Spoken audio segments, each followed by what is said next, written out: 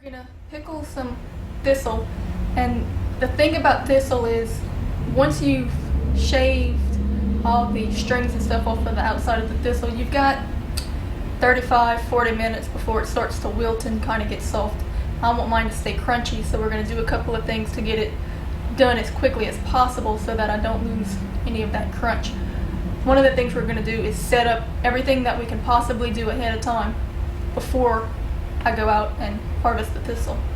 Another thing I'm going to do is I'm going to cut it. I'm going to take all the leaves off and leave it out in the field, but I'm going to do my shaving here after I start the boil.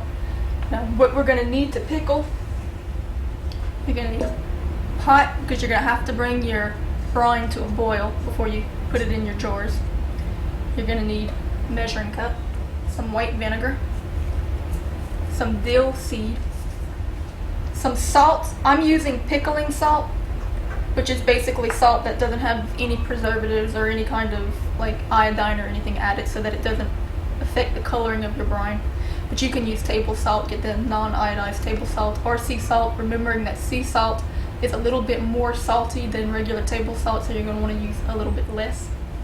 I'm going to put some garlic in it. This recipe calls for garlic. You can add anything else you want. There's a lot of wild green onions out right now. You can add that. Regular onions, little pearl onions, hot peppers. If you want it to be hot, you could put some hot peppers in it. You can put anything you want, but we're going to definitely be putting at least the garlic. The measurements you want, you can figure out how many jars you want to fill. The average pickle recipe usually goes for 7 quarts. I don't think I want to make quite that many to date. But whatever you use, you want to use equal parts of white vinegar and water. So if you use 1 cup of white vinegar, you want to use 1 cup of water. If you use 3 cups of vinegar, you want to use 3 cups of water. And then for every cup of vinegar you put, you're going to want to put 2 spoons of salt. 1 cup of vinegar, 1 cup of water, 2 spoons of salt. 3 cups of vinegar, 3 cups of water, 6 spoons of salt. And then you put all that together, we're going to bring it to a boil. Once you put in your jars, you're going to want to put a tablespoon of dill seed per jar. And then a couple of cloves of garlic and whatever else you want. So I'm going to go with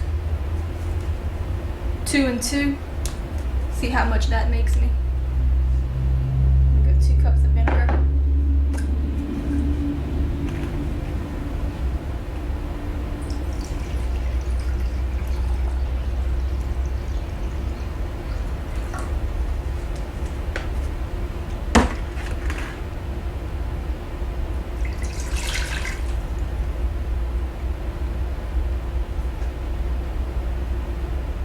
Two cups of distilled water. No point in adding extra fluoride. We'll use distilled water.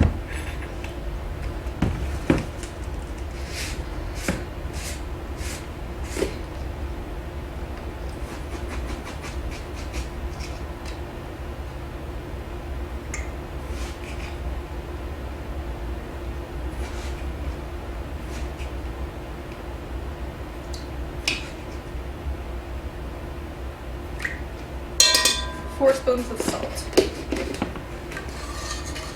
Stir my salts in.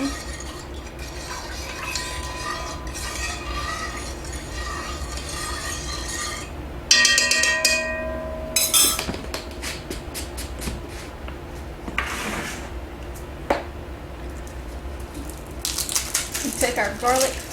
We'll go ahead and throw it in the water. Peel it first.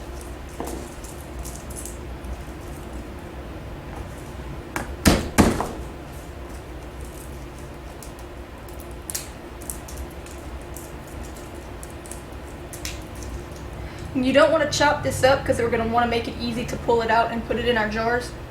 But if it's a big clove like this, go ahead and cut it in half to help those juices escape.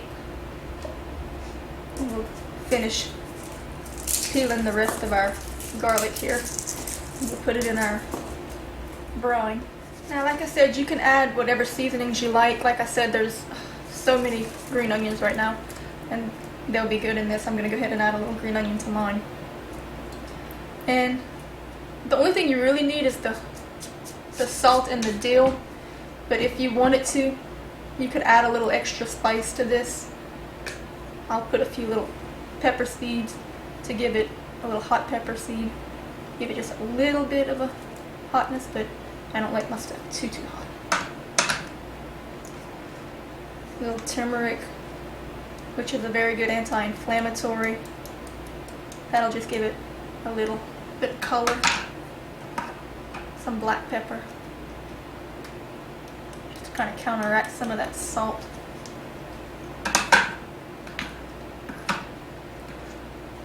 Pinch of cayenne, because in Louisiana we put cayenne in everything. And some tummies. This will just give it a little bit of a Cajun taste.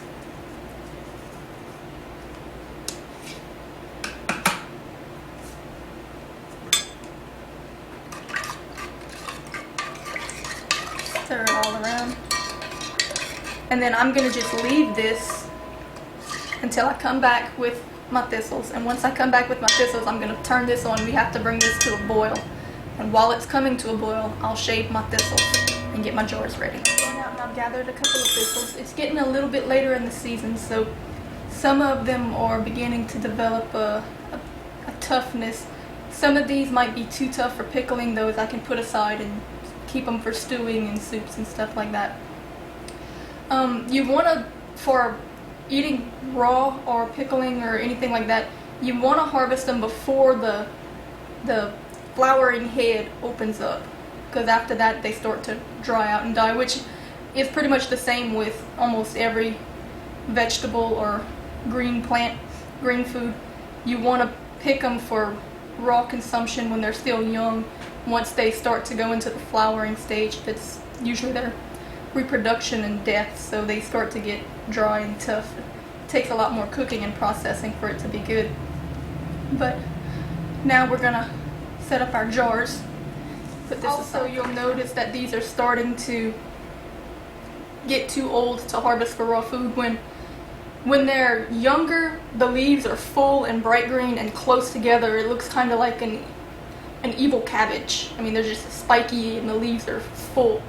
When they start to get older, the leaves get like a little lighter colored green, almost yellowish, and they get kind of far apart. They look just very thin and sparse.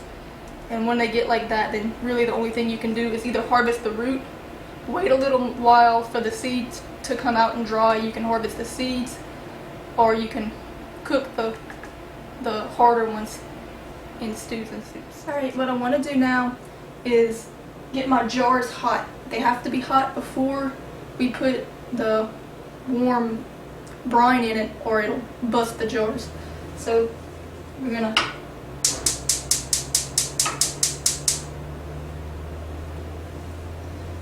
start our brine boiling. Then we're just gonna get our tap water as hot as we can and rinse these jars off. Make sure they're clean. Fill them up with hot water, and we'll just leave them like that until we're ready to put our brine in, or until we're ready to put our thistle in.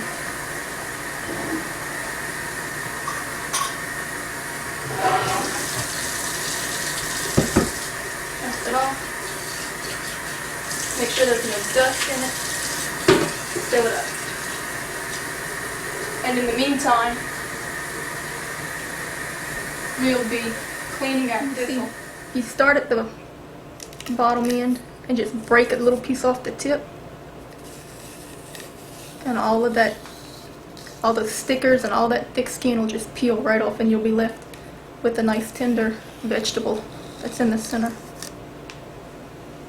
And I'm going to take these outside and clean the rest outside.